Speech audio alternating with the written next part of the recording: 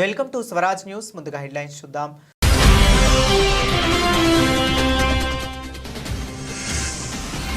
నెలకు ఒక యుద్ధం చెప్పున ఆపేశారట.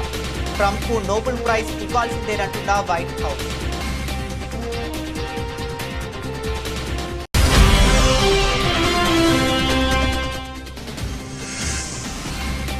మేం చేస్తే తప్పు, మీరు చేస్తే ఒప్ప.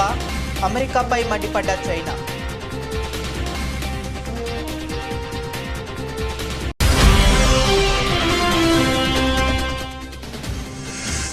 డొనాల్డ్ ట్రంప్కు నోబెల్ ప్రైజ్ ఇవ్వాల్సిందేనట. ఎందుకో తెలుసా?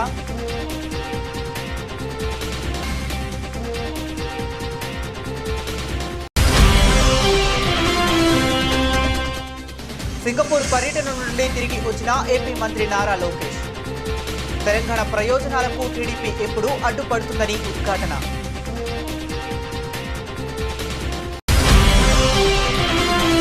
అలంపూర్ చౌరస్తాలో ఏర్పాటు చేసిన మహిళా శక్తి సంఘాల సంబరాల కార్యక్రమం. టీఆర్ఎస్ పాలనలో ఒక్క రేషన్ కార్డు కూడా ఇవ్వలేదంటూ వ్యాఖ్యలు చేసిన market yard chairman Doddappa.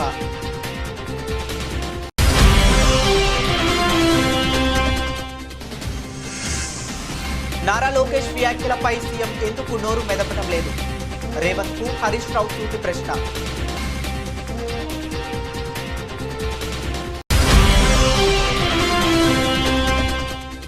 YouTube జర్నలిస్టులను చూస్తే చంప పగలగొట్టాలని అనిపిస్తుంది. మరోసారి యూట్యూబ్ జర్నలిస్టుల మీద నోరు పారేసుకున్న రేవంత్ రెడ్డి.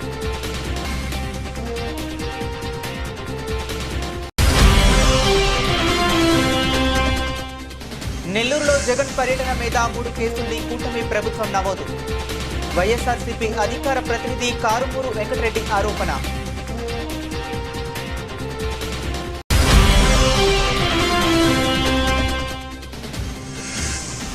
కోర్టు అనుమతితో డాక్టర్ నమ్రతను కస్టడీకి తీసుకున్న పోలీసులు.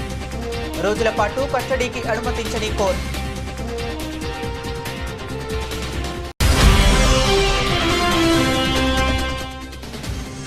ఎమ్మెల్యే క్యాంపు కార్యాలయంలో బర్లను కట్టి నిరసన తెలిపిన రైతు. బర్ల షెడ్డు అన్యాయంగా కూల్చివేశారని బర్లను తీసుకువెళ్లి నిరసన తెలిపిన రైతులు. ఇక డీటెయిల్స్ చూస్తే, తమ అధ్యక్షుడు డొనాల్డ్ ట్రంప్కు నోబెల్ శాంతి బహుమతి ఇవ్వాల్సిందేనని అమెరికా మరోసారి డిమాండ్ చేసింది. తాజాగా థాయిలాండ్, కంబోడియాల మధ్య కాల్పుల విరమణ ఒప్పందం కుదుర్చుకున్నట్టు మలేషియా ప్రధాని అన్వర్ ఇబ్రహీం ప్రకటించిన నేపథ్యంలో వైట్ హౌస్ స్పందించింది. ఈ మేరకు వైట్ హౌస్ మీడియా కార్యదర్శి కరోలిన్ లివెట్ గురువారం మీడియాతో సమావేశంలో మాట్లాడుతూ నోబెల్ శాంతి బహుమతికి ట్రంప్ అన్ని విధాలా అర్హుడేనని చెప్పారు. ఈజిప్ట్, ఇథియోపియా మొదలుకుని తాజాగా థాయిలాండ్, కంబోడియాల దాకా తన అధ్యక్షుడు ట్రంప్ సగటున నెలకు ఓ యుద్ధాన్ని నిలువరించారని కరోలియన్ పేర్కొన్నారు. దాడులు, ప్రతిదాడులతో రగిలిపోతున్న దేశాలను శాంతింపజేశారని వివరించారు. ఆయా దేశాల అధ్యక్షులు ప్రధానమంత్రులకు ఫోన్ చేసి యుద్ధం ఆపేయాలని హెచ్చరించారని తెలిపారు. ట్రంప్ జోక్యం వల్లే Thailand, Cambodia, Israel, Iran, Rwanda, Congo, India, Pakistan, Serbia, Kosovo, Egypt, Ethiopia దేశాల మధ్య యుద్ధాలు ఆగాయని చెప్పారు. ట్రంప్ జోక్యం చేసుకోకుంటే ఈ యుద్ధాల వల్ల భారీ ప్రాణ నష్టం, ఆస్తి నష్టం సంభవించేదని కరోలిన్ పేర్కొన్నారు. ప్రపంచ దేశాల మధ్య ఉద్రిక్తతలను చల్లార్చి శాంతిని నెలకొల్పిన అమెరికా అధ్యక్షుడు డొనాల్డ్ ట్రంప్కు నోబెల్ శాంతి బహుమతి ఇవ్వాల్సిందేనని కరోలిన్ డిమాండ్ చేశారు. The president has now ended conflicts between Thailand and Cambodia, Israel and Iran, Rwanda and the Democratic Republic of the Congo, India and Pakistan, Serbia and Kosovo, and Egypt and Ethiopia. This means President Trump has brokered, on average, about 1 peace deal or ceasefire per month during his 6 months in office. It's well past time that President Trump రష్యాతో వాణిజ్యం చేయొద్దంటూ ప్రపంచ దేశాలను హెచ్చరిస్తున్న అమెరికాపై China తీవ్రంగా మండిపడింది. తమ హెచ్చరికలను పెడచెవిన పెడితే భారీగా ఆంక్షలు విధిస్తామని అమెరికా అధ్యక్షుడు డొనాల్డ్ ట్రంప్ పదే పదే హెచ్చరికలు జారీ చేస్తున్నారు. ఈ నేపథ్యంలో అమెరికా దుర్నీతిని చైనా ఎండగట్టింది. మిగతా దేశాల సంగతి పక్కన పెడితే రష్యాతో అమెరికానే భారీగా వాణిజ్య కార్యకలాపాలు కొనసాగిస్తుందని ఆరోపించింది. ఇతరులు చేస్తే తప్పు, మీరు చేస్తే ఒప్ప అంటూ అమెరికాను నిలదీసింది. ఈ మేరకు ఐక్యరాజ్య సమితిలో చైనా శాశ్వత ప్రతినిధి గెంగ్ షువాంగ్ ఈ వ్యాఖ్యలు చేశారు. రష్యా నుంచి చమురు కొనుగోలు చేసే దేశాలపై భారీ మొత్తంలో టారిఫ్లు విధిస్తామని డొనాల్డ్ ట్రంప్ ఇటీవలే ప్రపంచ దేశాలను హెచ్చరించారు. దీనిపై గెంగ్ షువాంగ్ స్పందిస్తూ మిగతా దేశాల కన్నా అమెరికానే ఎక్కువగా రష్యాతో వ్యాపారం చేస్తుందని ఆరోపించారు. ఉక్రెయిన్కు కానీ రష్యాకు కానీ తాము ఆయుధాలు సరఫరా చేయలేదని ఈ సందర్భంగా గెంగ్ షువాంగ్ స్పష్టం చేశారు. భద్రతా మండలిలో అమెరికా ప్రతినిధి చేసిన ఆరోపణలను తోసిపుచ్చారు. అంతర్జాతీయ చట్టాలకు అనుగుణంగా ఆ దేశాలతో సాధారణ వాణిజ్య సంబంధాలు కొనసాగిస్తున్నామని తెలిపారు. అవి అంతర్జాతీయ చట్టాలకు లోబడే ఉన్నాయని, ఎలాంటి ఉల్లంఘనలు జరగలేదని వివరించారు. ఇతరులపై నిందలు వేసి బలిపశువులను చేయటం మానుకోవాలని అమెరికాకు ఆయన హితవు పలికారు.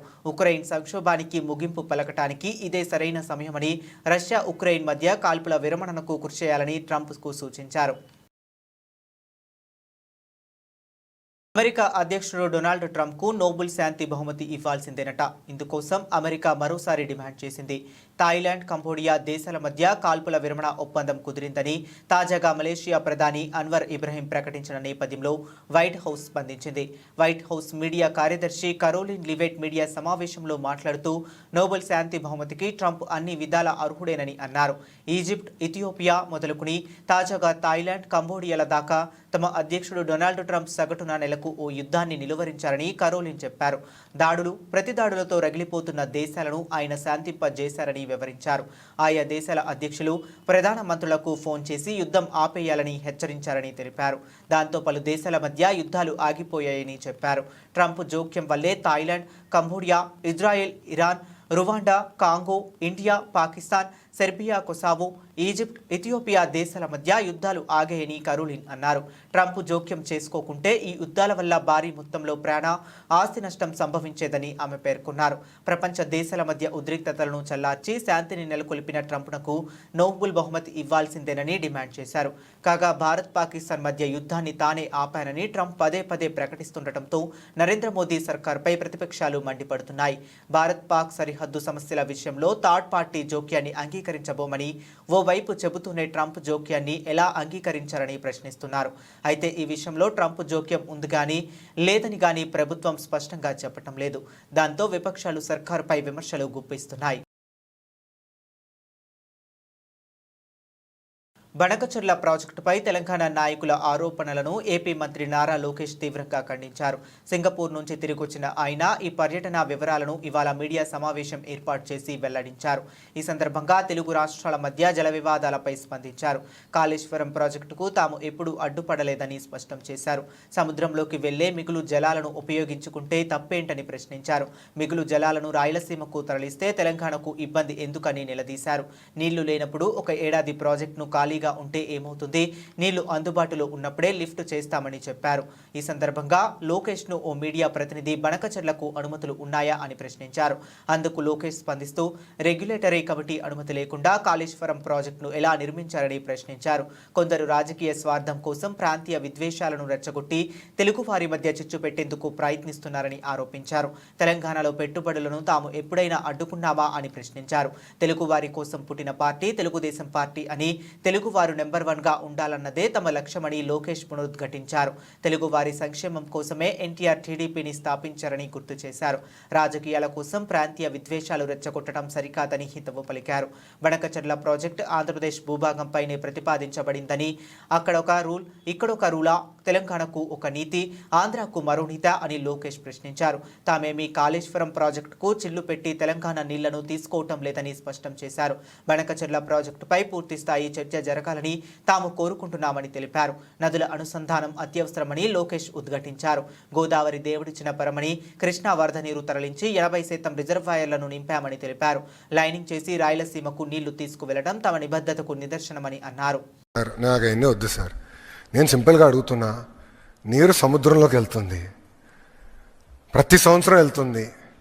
నీరు తెలంగాణ భూభాగం దాటి ఆంధ్ర భూభాగంలోకి వచ్చిన తర్వాత ప్రాజెక్ట్ నిర్మించి లిఫ్ట్ చేస్తున్నాం. ఓకే, అనుకుందాం ఒక సంవత్సరం నీళ్ళు రాలేదని, ప్రాజెక్ట్ ఖాళీగా ఉంటుంది. What is the problem? మిగులు జలాలు ఉన్నప్పుడే లిఫ్ట్ చేస్తాం కదా. మేము వెళ్ళి కాళేశ్వరం చిల్లు పెట్టాం కదరా స్వామి. ఏంటండి ఇది? అంటే కామన్, నేను మీరు ఏమనుకోదు, ప్రాంతీయ విద్వేషాలు రెచ్చగొడతాం కాదండి ఇది. ఇప్పుడు ఆ రోజు నిజంగానే తెలంగాణని ఇబ్బంది పెట్టాలనుకున్నప్పుడు కాళేశ్వరంకి అడ్డు తిరిగి ఉండొచ్చు కదా, వెళ్ళి గొడవ చేసి ఉండొచ్చు కదా, కేంద్రంతో పోరాడి ఆపిచ్చి ఉండొచ్చు కదా. చేయలేదు కదా మేము ఇలాంటి పనులు. ఎందుకంటే అరే తెలుగు వాళ్ళు ఎక్కడున్నా హాయిగా ఉండాలి, కలిసికట్టుగా మనం పని చేయాలి. ఓకే, రాష్ట్రాలు విడిపోయినాయి, దట్స్ ఎ డెసిషన్. బట్ కలిసికట్టుగా తెలుగు వాళ్ళ ప్రయోజనాల కోసం కలిసికట్టుగా పని చేద్దామని చెప్పాం. What is wrong in that? We stand by that. ఈరోజు కూడా తెలుగుదేశం పార్టీ ఏనాడు తెలంగాణ వ్యతిరేకంగా పనిచేయలేదు. మేము ఏనాడు పనిచేయలేదండి. Last 10 years we have never worked against and we will not work. ఎందుకు చేయాలి? అందరం కలిసికట్టుగా పని చేయాలి, అందరం కలిసికట్టుగా ముందరికి వెళ్ళాలి. That's our agenda. కాళేశ్వరంకి ఉందండి, కాళేశ్వరంకి ఉందా? I'm asking a straight question sir. I have right to ask, sir. When they are questioning me, I have right to ask that question. I have right to ask certain political parties. Please allow me to finish. I have right to ask certain political parties when they're trying to draw politics and gain political gain out of this issue. I have right to ask. I will answer to CWC. You don't worry about it. I'll get my clearances. You don't worry about it. That much TDP is capable, boss. Are Vishaka steel plant ne kaapadam, boss. NDA ప్రభుత్వం ఇది రెండోసారి అండి విశాఖ ఉక్కుని కాపాడింది. We know what data is, we know what excess water is. మంత్రి వాకిటి శ్రీహరి ముందే Alampur BRS MLA విజయుడు కాంగ్రెస్ నాయకుల నోరు మోపించారు. గద్వాల జిల్లా అలంపూర్ చౌరస్తాలో ఏర్పాటు చేసిన మహిళా సంఘాల సంబరాల కార్యక్రమంలో వాగ్వాదం జరిగింది.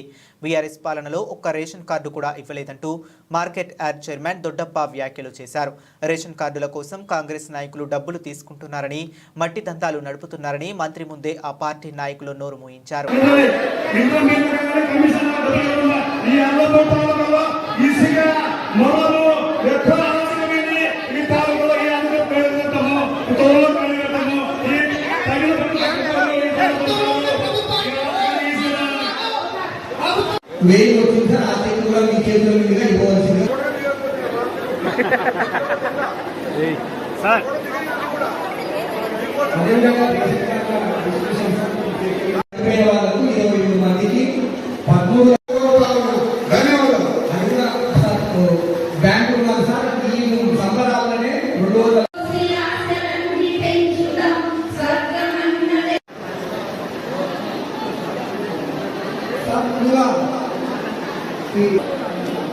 అందరూ కూడా దయచేసి స్థానిక అలంపూరు నియోజకవర్గ ఎంపీఓ ఎంఆర్ఓ గారు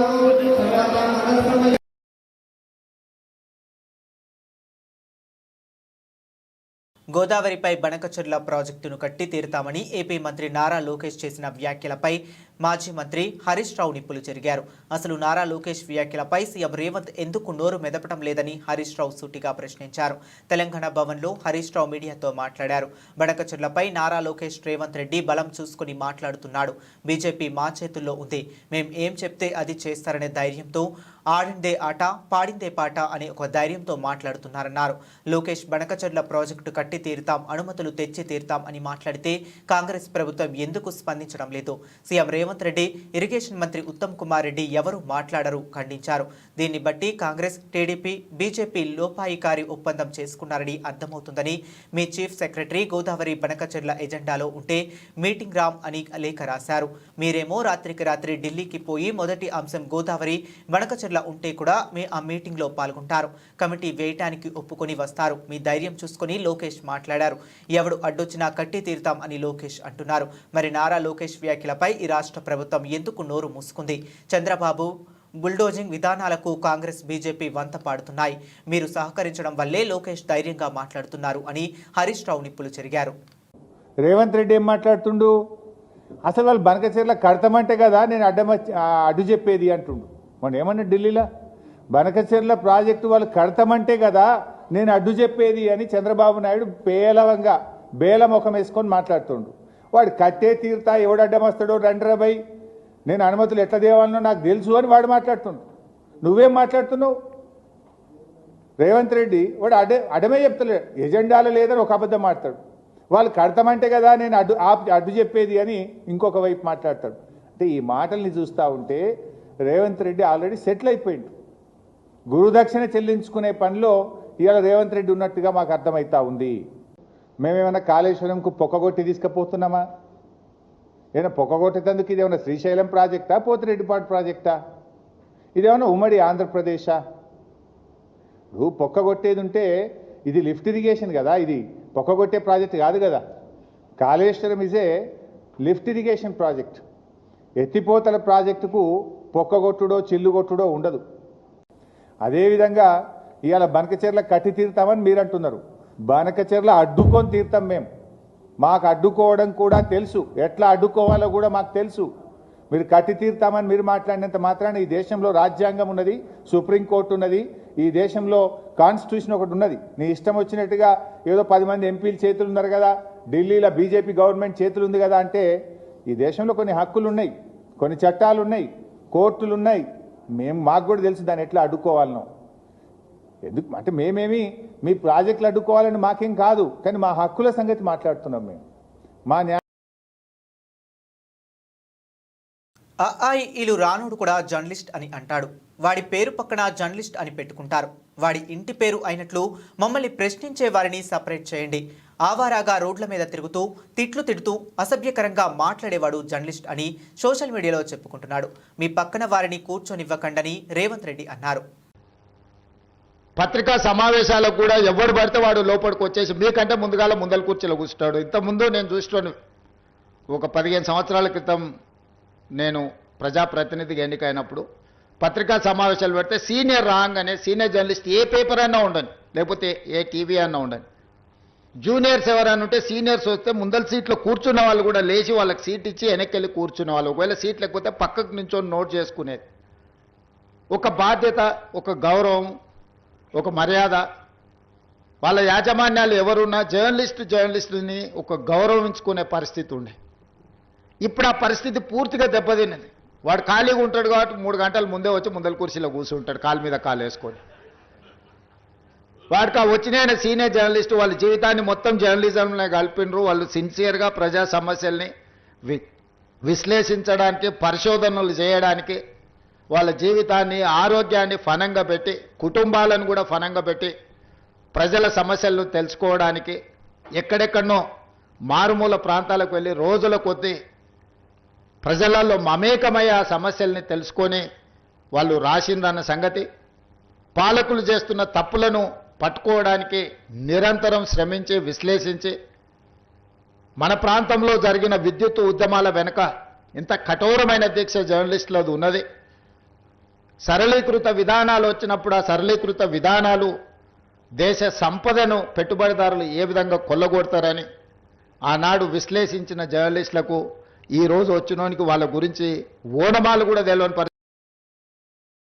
నెల్లూరులో వైఎస్ జగన్ పర్యటన మీద 3 కేసుల్ని కూటమి ప్రభుత్వం నమోదు చేసింది.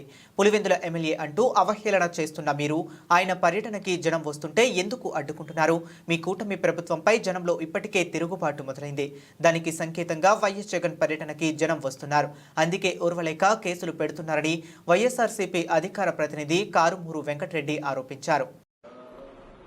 జగన్మోహన్ రెడ్డి గారు ఆంధ్రప్రదేశ్ రాష్ట్ర మాజీ ముఖ్యమంత్రి, ప్రతిపక్ష నాయకుడు, ప్రజల తరపున గలం విప్పుతున్నటువంటి నాయకుడు, ప్రజల పక్షాన నిరంతరం నిలబడేటటువంటి నాయకుడు, వైఎస్ఆర్ కాంగ్రెస్ పార్టీ అధ్యక్షులుగా ఉన్నటువంటి శ్రీ జగన్మోహన్ రెడ్డి గారు నెల్లూరు జిల్లా నిన్న పర్యటనకు వెళ్తే, నెల్లూరు జిల్లాలో జగన్మోహన్ రెడ్డి గారికి మద్దతుగా వచ్చినటువంటి వేలాది మంది జనాల్ని చూసి తట్టుకోలేనటువంటి ఈ కూటమి ప్రభుత్వం ఆల్రెడీ అక్రమ కేసులు పెట్టడం స్టార్ట్ చేసింది.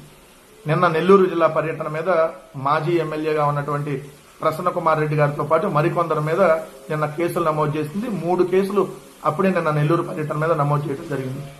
నేను అడుగుతా ఉన్న సూటిగా ఈ కూటమి ప్రభుత్వాన్ని, ఏమయ్యా 164 మంది ఉన్నారు కదా ఎమ్మెల్యేలు, 3 రాజకీయ పార్టీలు కలిపి పోటీ చేసి ఇప్పుడు కూడా కూటమిలోనే ఉన్నారు కదా, ఇంకో రాజకీయ పార్టీగా ఆ షర్మిల కాంగ్రెస్ మీకు మద్దతుగా ఉంది కదా, సో మరి 4 రాజకీయ పార్టీలు, 2 దినపత్రికలు, ఏదైతే ఒక 10 శాటిలైట్ ఛానళ్లు, ఒక 500కు పైగా యూట్యూబ్ ఛానళ్లు, ఇంత మందిని పెట్టుకొని ఆఫ్టర్ ఆల్ జగన్మోహన్ రెడ్డి గారు అంటున్నటువంటి మీరు కేవలం 11 సీట్లే ఆఫ్టర్ ఆల్ పులివెందుల ఎమ్మెల్యే అని చెప్పి హేళనగా మాట్లాడేటటువంటి మీరు మరి జగన్మోహన్ రెడ్డి గారి కోసం జనాలు వస్తుంటే ఎందుకు అడ్డుకున్నారు?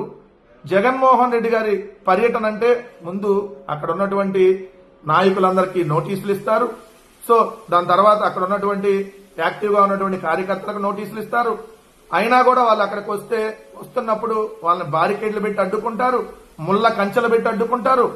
ఆఖరికి రోడ్లు కూడా దోవేస్తున్నారు. జగన్మోహన్ రెడ్డి గారు వస్తుంటే ఏదైతే ఆయన పర్యటనకు జనాలు రాకూడదని చెప్పి, సరే అక్కడికి వచ్చినటువంటి జనాలని ఏదో ఒక విధంగా అక్కడ జనం వస్తే వాళ్ళ మీద లాఠీ చార్జ్ చేస్తున్నారు. వచ్చి మీటింగ్ అయిపోయి వెళ్ళిపోయిన తర్వాత, లేదంటే ఆ పర్యటన అయిపోయి వెళ్ళిపోయిన తర్వాత అక్కడికి వచ్చినటువంటి వాళ్ళ మీద కేసులు పెడుతున్నారు, అరెస్టులు చేస్తున్నారు. ఇన్ని రకాల కుట్రలు. తాను ఎలాంటి తప్పు చేయలేదని, త్వరలో అన్ని విషయాలను బయట పెడతారని సృష్టి ఫెర్టిలిటీ సెంటర్ నిర్వాహకురాలు డాక్టర్ నమ్రత అన్నారు. ఆమెను పోలీసులు తమ కస్టడీకి తీసుకున్నారు. అంతకుముందు గాంధీ ఆసుపత్రిలో వైద్య పరీక్షలు నిర్వహించారు. అనంతరం ఆమెను నార్త్ జోన్ డీసీపీ కార్యాలయానికి విచారణ నిమిత్తం తరలించారు. గోపాలపురం పోలీసులు ఆమెను ప్రశ్నించనున్నారు. కోర్టు ఆమెను 5 రోజుల పోలీస్ కస్టడీకి అనుమతించింది. గాంధీ ఆసుపత్రి వద్ద ఆమె మాట్లాడుతూ తాను ఎలాంటి తప్పు చేయలేదని అన్నారు. ఒక ఆర్మీ వ్యక్తి తనపై తప్పుడు ఆరోపణలు చేయడంతో పోలీసులు కేసు నమోదు చేశారని తెలిపారు. త్వరలో అన్ని విషయాలు వెలుగులోకి వస్తాయని ఆమె అన్నారు. సృష్టి సరోగసి అక్రమాల కేసులో డాక్టర్ నమ్రత A1గా ఉన్నారు. సరోగసి పేరుతో ఆమె పలువురు దంపతులను మోసం చేసినట్లుగా ఆరోపణలు ఎదుర్కొంటున్నారు. ఏజెంట్ల సాయంతో అసోంకు చెందిన మహిళల నుండి పిల్లలను కొనుగోలు చేసి తీసుకువచ్చి ఆయా దంపతులకు వారి బిడ్డలుగా అప్పగించేవారని ఆరోపణలు ఉన్నాయి. నిబంధనలకు విరుద్ధంగా వీర్యం, అండాలు సేకరించి ఇతర రాష్ట్రాల్లో విక్రయించారు. ఎమ్మెల్యే క్యాంపు కార్యాలయంలో బర్లను కట్టి నిరసన తెలిపిన రైతు భూపాలపల్లి కాంగ్రెస్ ఎమ్మెల్యే గండ్ర సత్యనారాయణరావు క్యాంపు కార్యాలయంలో బర్రెలను కట్టేసి నిరసన తెలిపిన పాడి రైతు దంపతులు. ఎమ్మెల్యే చెప్పినందుకే తమ బర్రెల షెడ్డు అన్యాయంగా కూల్చేశారని బర్రెలను తీసుకువెళ్లి నిరసన తెలిపిన రైతులు. జయశంకర్ భూపాలపల్లి నియోజకవర్గం వేషలపల్లి గ్రామంలో తమ బర్రెల షెడ్ను అధికారులు కూల్చేశారని ఎమ్మెల్యే కార్యాలయానికి బర్రెలతో వచ్చి నిరసన తెలిపిన పాడి రైతు దంపతులు. కురుకుల ఓదేలు లలిత ఎమ్మెల్యే చెబితేనే కూల్చేశామని పోలీసులు చెబుతున్నారని, షెడ్డు లేకుండా మా బర్రెలు ఎక్కడ ఉండాలని ఆగ్రహం వ్యక్తం చేసిన పాడి రైతులు ₹1 కూడా తీసుకోకుండా అతనికి ఓటు వేసినందుకు ఆయన మాకు ఇచ్చే బహుమతి ఇదేనా అంటూ నిలదీసిన రైతు దంపతులు. షెడ్డు నిర్మించే వరకు బర్రెలను తీసుకువెళ్లే ప్రసక్తే లేదని తేల్చి చెప్తున్న రైతులు. ఎమ్మెల్యే సారు మాకు ఈ షెడ్డు మొత్తం లేకుండా కూలగొట్టురని మున్సిపల్ ఆఫీసు కమిషనర్ కు చెప్పిండట. మా ముందు ఏం చెప్పిండు, ఆయన ఏదో ఒకటి చూడు అక్కడికి పోయి మాట్లాడు అని కమిషనర్ సార్ మా ముందట మాట్లాడు అని కమిషనర్ సార్ తోటి ఫోన్ మాట్లాడిండట.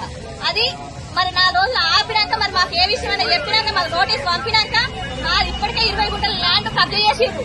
మిగతా 8 గుంటలు కూడా దాన్ని దారని ఇప్పుడు ఎమ్మెల్యే సారు పాత్ర ముందట పెట్టుకొని వాళ్ళు మొత్తం కూలగొట్టి పడేసిండ్రు. ఈ ఏప్రిల్, జూన్ త్రైమాసికంలో భారత్ గోల్డ్ డిమాండ్ వార్షిక ప్రాతిపదికన 10% తగ్గి 134.9 టన్నులకు పరిమితమైందని ప్రపంచ స్వర్ణ మండలి WGC గురువారం విడుదల చేసిన నివేదికలో వెల్లడించింది. గత ఏడాది ఇదే కాలానికి పసిడి గిరాకీ 149.7 టన్నులుగా నమోదైంది. విక్రయాల విలువ పరంగా చూస్తే ఈ జూన్తో ముగిసిన త్రైమాసికంలో బంగారం డిమాండ్ 30% పెరిగి 1,21,800 కోట్లకు చేరింది. క్రితం సంవత్సరంలో ఇదే సమయానికి డిమాండ్ విలువ 93,850 కోట్లుగా నమోదైంది.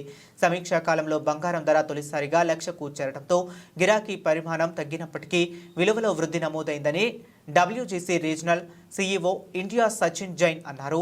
ఈ ఏడాది ప్రథమార్థం జనవరి, జూన్లో బంగారం గిరాకీ దాదాపు 253 టన్నులుగా ఉండగా పూర్తి ఏడాదికి గిరాకీ 600 నుండి 700 టన్నుల స్థాయిలో ఉండవచ్చని ఆయన అంచనా వేశారు.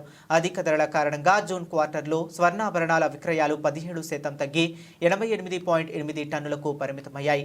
2024లో ఇదే కాలానికి 106.5 టన్నుల సేల్స్ జరిగాయి. గోల్డ్ జ్యువెలరీ విక్రయాల విలువ మాత్రం 20తో వృద్ధితో 80,150 కోట్లుగా నమోదైంది. ఈ ఏప్రిల్, జూన్లో బంగారంలో పెట్టుబడులు 7% పెరిగి 46.1 టన్నులకు చేరగా పెట్టుబడుల విలువ ఏకంగా 54% వృద్ధితో 41,650 కోట్లుగా నమోదైంది. పసిడి దీర్ఘకాలంలో మెరుగైన ప్రతిఫలాలు అందించగలదన్న ఇన్వెస్టర్ల నమ్మకాన్ని ఇది నొక్కి చెబుతుందని సచిన్ జైన్ అన్నారు. Team India spinner Yuzvendra Chahal social media influencer అయిన ధనశ్రీ వర్మతో విడాకులు తీసుకున్న విషయం తెలిసిందే. 2020లో వివాహ బంధంలోకి అడుగుపెట్టిన ఈ జంట ఇటీవలే విడాకులు తీసుకున్నారు. ఈ నేపథ్యంలో తనపై వచ్చిన విమర్శల గురించి తాజాగా రాజ్ షమాని పాడ్కాస్ట్లో చాహాల్ మాట్లాడారు. కొందరు తనపై మోసగాడి ముద్ర వేశారని ఈ సందర్భంగా చాహల్ ఆవేదన వ్యక్తం చేశాడు. విడాకుల తర్వాత ఎన్నో విమర్శలు, విడాకులు తీసుకున్న తర్వాత నాపై చాలా విమర్శలు వచ్చాయి. చాలా మంది నన్ను మోసగాడిగా పేర్కొన్నారు. మహిళలను గౌరవించడం రాదన్నారు. కానీ నాకు 2 అక్కలు ఉన్నారు. వాళ్లతోనే పెరిగాను. మహిళల పట్ల గౌరవంగా ఎలా ఉండాలో నాకు బాగా తెలుసు. నా తల్లిదండ్రులే నన్ను ఆ సంస్కారంతో పెంచారు. నేను ఎప్పుడూ ఎవరిని మోసం చేయలేదు. నా స్నేహితులు, కుటుంబ సభ్యులకు ఆ విషయం తెలుసు. నేను ఎంత నమ్మకంగా ఉన్నానో వారికే తెలుసు. నా జీవితంలో ఉన్న వ్యక్తుల పట్ల చాలా జాగ్రత్తగా ఉంటాను. నిజానికి మా రిలేషన్షిప్కు సంబంధించి ఏం జరిగిందో కొంతమందికి అసలేమీ తెలియదు. అయినా వారు నన్ను తప్పుపట్టారు. నా వ్యక్తిగత జీవితాన్ని ఇష్టానుసారంగా వార్తలుగా మార్చేశారు. కేవలం వారి వ్యూస్ కోసం ఇలా చేశారు అని చాహల్ అన్నాడు. నా వ్యక్తిగత జీవితంపై వచ్చిన కథనాలు చూసి తీవ్ర ఆందోళనకు గురయ్యా. కొన్ని రోజుల పాటు రోజుకు కేవలం 2 గంటలు మాత్రమే నిద్రపోయేవాడిని. ఇలా 45 రోజులు గడిచాయి. క్రికెట్ నుంచి బ్రేక్ తీసుకున్నాను. ఏ విషయంపైనా ధ్యాస పెట్టలేకపోయాను. సుమారు 5 నెలల పాటు తీవ్రమైన మానసిక ఒత్తిడిలో ఉన్నాను. కొన్నిసార్లు నా అత్యంత సన్నిహిత మిత్రుడితో ఆత్మహత్య ఆలోచనలు కూడా పంచుకున్నాను.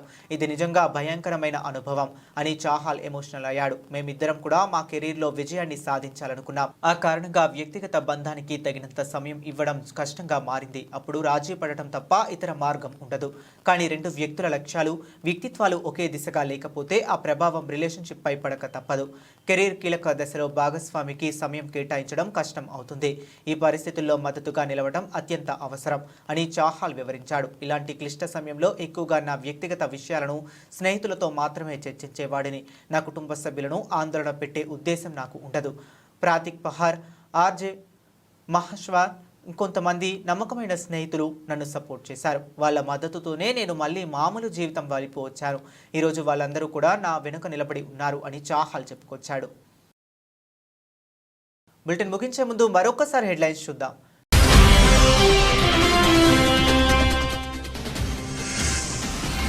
నెలకు ఒక యుద్ధం చెప్పున ఆపేశారట. ట్రంప్కు నోబెల్ ప్రైజ్ ఇవ్వాల్సిందేనంటున్న వైట్ హౌస్.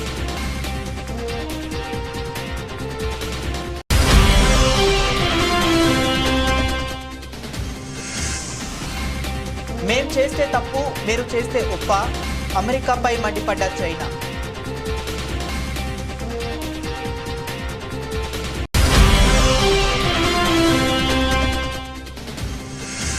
డొనాల్డ్ ట్రంప్కు నోబెల్ ప్రైజ్ ఇవ్వాల్సిందేనట. ఎందుకో తెలుసా?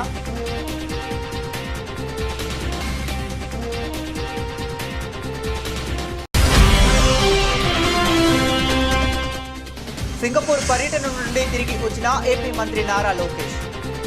తెలంగాణ ప్రయోజనాలకు టీడీపీ ఎప్పుడు అడ్డుపడుతుందని ఉద్ఘాటన.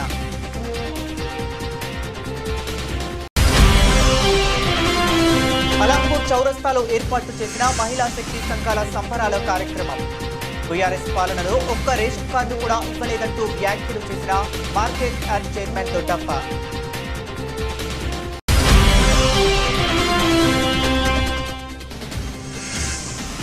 నారా లోకేష్ వ్యాఖ్యలపై సీఎం ఎందుకు నోరు మెదపడం లేదు? రేవంత్ కు హరీష్ రావు సూటి ప్రశ్న.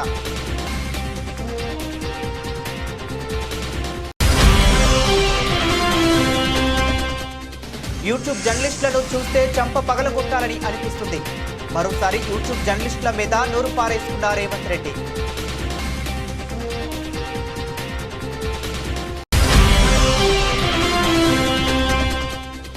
నెల్లూరులో జగన్ పర్యటన మీద 3 కేసుల్ని కూటమి ప్రభుత్వం నమోదు. వైఎస్ఆర్సీపీ అధికార ప్రతినిధి కారుమూరు వెంకటరెడ్డి ఆరోపణ.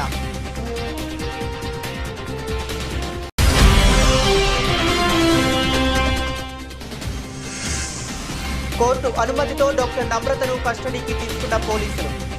రోజుల పాటు కస్టడీకి అనుమతించని కోర్టు.